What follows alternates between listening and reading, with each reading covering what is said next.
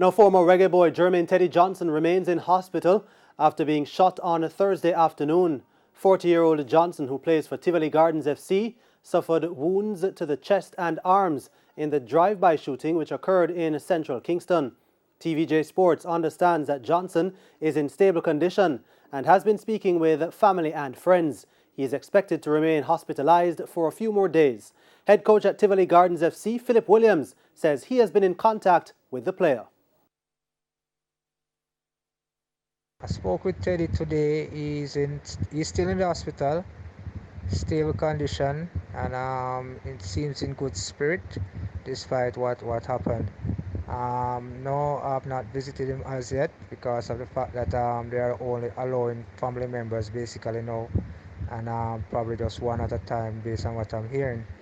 And that is true because of the pandemic that we're in right now, the state of the virus that we're in right now, to avoid any crowd in the hospital and so forth. But he's in good health.